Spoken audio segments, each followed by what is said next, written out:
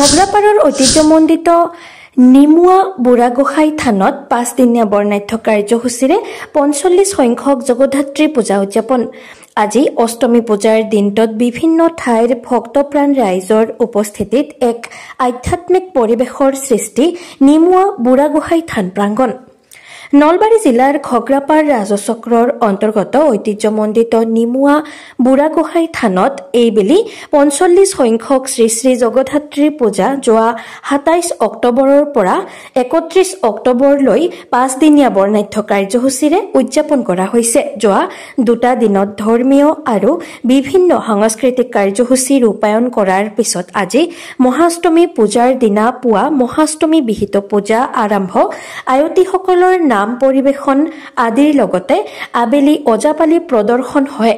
সন্ধিয়া হাৰ্টথ্ৰব জুবিন গাৰ্গৰ প্ৰতিচ্ছবিত বন্তি প্ৰজ্বলন আৰু শ্ৰদ্ধাঞ্জলি জ্ঞাপন কৰাৰ লগতে নিশা অসমীয়া গীতৰ আধাৰত আধুনিক নৃত্য প্ৰতিযোগিতা অনুষ্ঠিত কৰা হ'ব। উল্লেখযোগ্য যে আজি অষ্টমী পূজাৰ দিনটোত বিভিন্ন ঠাইৰ ভক্তপ্ৰাণ ৰাইজৰ উপস্থিতিত এক আধ্যাত্মিক পৰিৱেশৰ সৃষ্টি হোৱা পৰিলক্ষিত হয় নিমুৱা বুঢ়াগোসাঁই থান প্ৰাংগণত। আনহাতে অহাকালি মহানৱমী পূজাৰ দিনা ৰাতিপুৱা নৱমী বিহিত পূজা আৰম্ভ, শ্ৰী শ্ৰী চণ্ডীপাঠ আৰম্ভ, নাগাৰা নামৰ পৰিৱেশন, দুপৰীয়া ৰাজহুৱা শান্তি প্ৰদান আদিৰ লগতে আবেলি ওজাপালি প্ৰদৰ্শন কৰা হ'ব।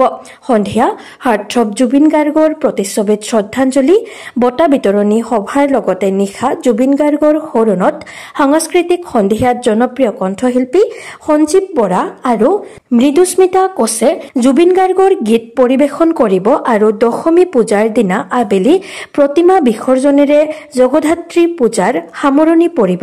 নিমুৱা বুঢ়াগোসাঁই থানৰ ৪৫ সংখ্যক জগদ্ধাত্ৰী পূজাৰ মুখ্য সম্পাদক ভৱেশ বৰদলৈ আৰু সাধাৰণ সম্পাদক কংকন ডেকা আৰু নৱজিৎ দাসে জানিবলৈ দিয়ে। ৰজাদিনীয়া আমাৰ পূজা, আমাৰ জনামতে আমাৰ দেউতাহঁতে কোৱা মতে এই ফিচাৰী খুন্দতে ইয়াত ৰাধাকৃষ্ণ মন্দিৰ উদ্ধাৰ হৈছিল।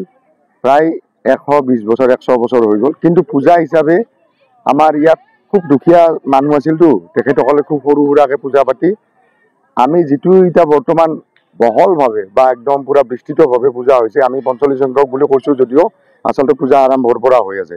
আৰু আপোনালোকে আটাই জানে এই ৪৫ সংখ্যক শ্ৰী শ্ৰী জগদ্ধাত্ৰী পূজাৰ আমাৰ দুদিন গ'ল ইতিমধ্যে।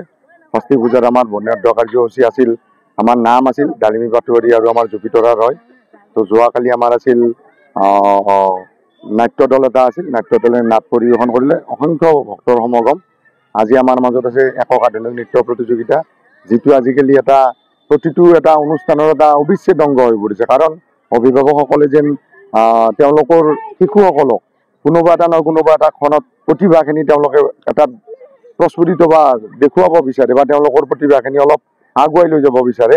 তো সেইফালৰ পৰা আজি আছে একক আধুনিক নৃত্য প্ৰতিযোগিতা, তাতে বিশিষ্ট মানুহখিনি আমাৰ মাজত জড়িত হৈ আছে বা প্ৰতিজন ভক্ত আছে। আৰু অহাকালি আমাৰ নৱমী পূজা আছে। তো নৱমী পূজাত আমি জুবিন গাৰ্গৰ সোঁৱৰণত সাংস্কৃতিক সন্ধিয়া এটা ৰাখিছোঁ। অকল জুবিন গাৰ্গৰ গানে আমি ইয়াত পৰিৱেশন কৰিম, যাতে মানুহে কোনো ধৰণৰ অশান্তি নাপায় বা হেৰি নাপায়। কাৰণ আটাই জানে পূজাৰ মাজতে কৈছোঁ জুবিনদাৰ প্ৰতি শ্ৰদ্ধা জনাইছোঁ, আত্মাৰ সদ্গতি কামনা হওক, কিয়নো তেখেতৰ মৃত্যুৰ পিছত আচলতে আমি আটাই শোকবিহ্বল, আমি দুখিত হৈ আছোঁ। অনুষ্ঠানটো আচলতে যদিও পাতিছোঁ তথাপিতো এবাৰ হ'লেও মনটোত আমাৰ খুন্দা মাৰে। তো এইফালৰ পৰা আমি কালিৰ সাংস্কৃতিক সন্ধিয়াটো তেখেতৰ নামতে আমি উচৰ্গা কৰিছোঁ, আত্মাই শান্তি পাওক। পৰহি আমাৰ আছে বিজয় দশমী। বিজয় দশমীত আমি এই বৃহত্তৰ ৰাইজে প্ৰতিমা লৈ কিনে আমি গোটেই অঞ্চলটো আমি গাড়ীৰে আমি পৰিভ্ৰমণ কৰোঁ। এই গাড়ীৰে পৰিভ্ৰমণ কৰি আমি বিসৰ্জন দিওঁ।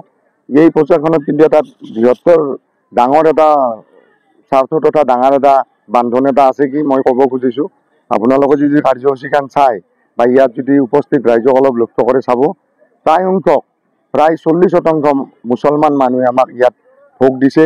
আৰু মুছলমান মানুহখিনি কাৰ্যকৰ্তা হৈ আমাৰ লগত কাৰ্যসূচীত যায়, গোটেই মানুহখিনি আমাৰ লগত জড়িত আছে। ইয়াত অসমীয়া বুলি আমি আচলতে গৌৰৱেৰে ক'ব পাৰোঁ।